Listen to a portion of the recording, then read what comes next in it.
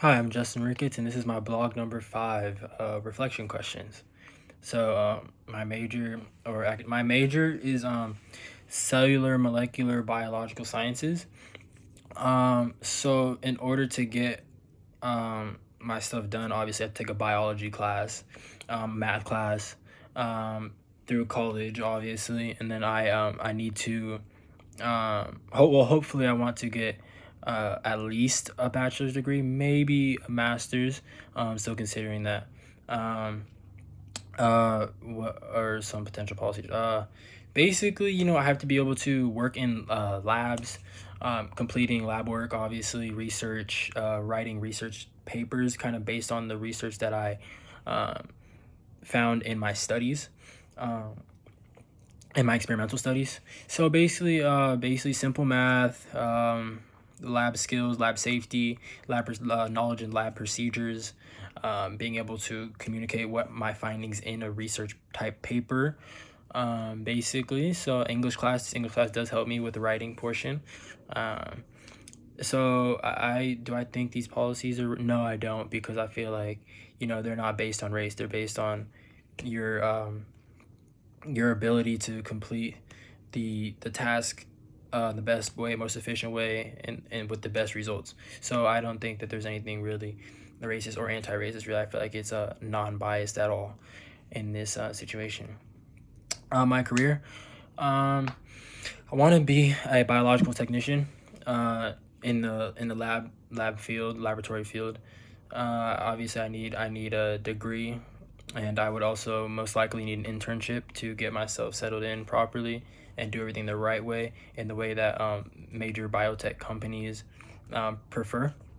So basically, I need to find. It's not very hard to find a biotech company. A lot of them are upstarts, so they are starting to pop up, especially within the last maybe 5 years. They're starting to really pick up. So I just need to kind of know people to get in there, which would help. But it's not hard to find research people that need new people because they're just getting started, so they need people to work these new positions that they're opening because they're just getting started.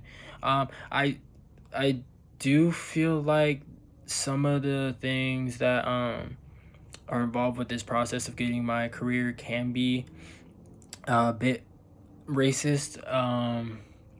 I feel like being an African American, it's kind of looked upon as sometimes, not, I'm not gonna say all the time, looked upon as not as smart or not as capable to do these more academic tasks, and that they kind of doubt me, and so I kind of feel like I have to prove myself to a certain extent to get the same kind of initial respect that, say, a Caucasian male in America would get when he's applying for these biotech jobs or internships. Am I working? I'm not working. I have worked, um, and I was looking to get a job. I just haven't heard back from any places. But so I'm not working currently working. But if I will tell you about where I have worked. I have worked at county fair type place. I worked at a food stand, and it was kind of it's an interesting experience, but made money, so I'm not really complaining. But basically, policies, it was just listen to your manager and get what and get your job done. Basically, if you're getting your job done, there's no reason for them to bother you. And basically, do you consider racist? No, I just think it was just kind of, if you weren't a manager and you were just a regular worker, you were just you're a worker. You had to listen. There was no choice. So I don't really think it was racist based on the color of my skin or my sexuality or anything like that. I feel like it was just job differences. So basically, job levels, and you had to listen to your superior. And if you didn't, then you could go home, get fired. So that's how I feel about that. Recreational hobbies. I play soccer. I don't remember if I've told you or mentioned that before in my poem or something before. I play soccer. I do play soccer for Chico State. So I that takes up a lot of my time, really, playing, getting training in, stuff like that. Um, right now, I'm not really navigating anywhere. I mean, I'm in college, so it's not like I can go back and play club soccer because as far as eligibility rules with the NCAA. So I'm kind of just playing little smaller pickup games with some people around town, and trying to get stay in shape and stuff like that. Um, rules basically, social distancing, masks, and trying to keep the people below a certain amount of people, just because as far as COVID right now. But I don't consider these policies racist or anti-racist. It's just safety. Everyone needs safety, obviously, at this time in life, and so I don't consider those racist or anti-racist at all.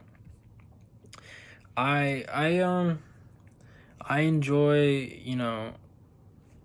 uh, I enjoy watching sports a lot, especially with everything kind of everything's back in swing now as far as coming back after coronavirus. Um, I don't watch a lot of TV really unless it's late at night. I might watch Family Guy, American Dad, Rick and Morty, stuff like that. But no, I don't watch I don't sit and binge watch TV shows like that. I listen to a couple genres of music, mostly hip hop and rap, honestly. And I do feel like some things in hip hop and rap can be a bit racist towards. I feel like it can be both. I feel like it can be racist towards other races, not necessarily just white or Mexican or Asian. Like I feel like it can apply to multiple people depending on what you're listening to, what songs, stuff like that.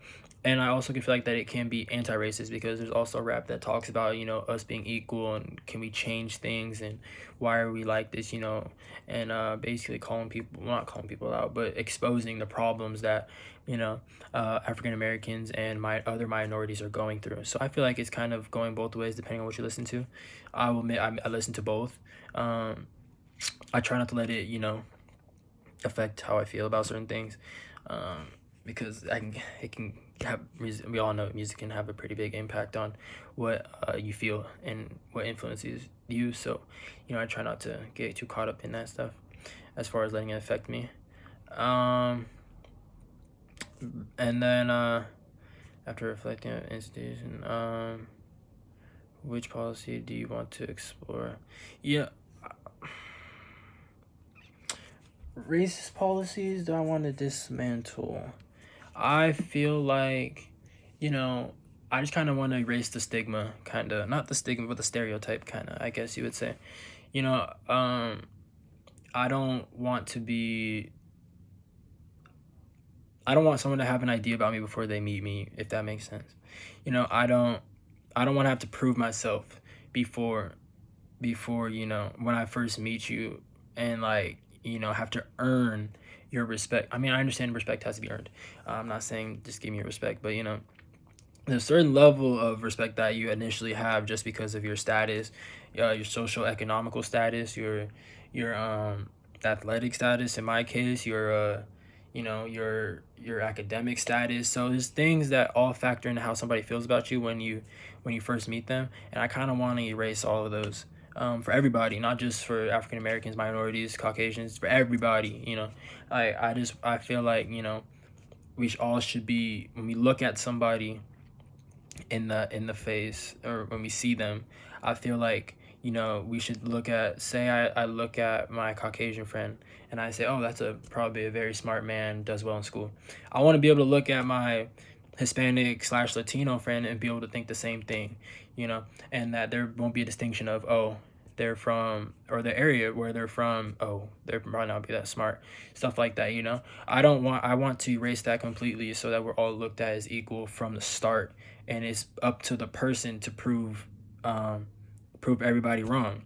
So that's just kind of something that I want to change, mostly. And then I do think every policy and institution either well, not, I don't, I disagree, I'm sorry, I disagree with that. I don't think every policy and institution is either uh racial inequity or equity. I feel like there's also a gray area in the middle that can kind of not associate with both but still be effective in a way. So yeah, thank you for listening.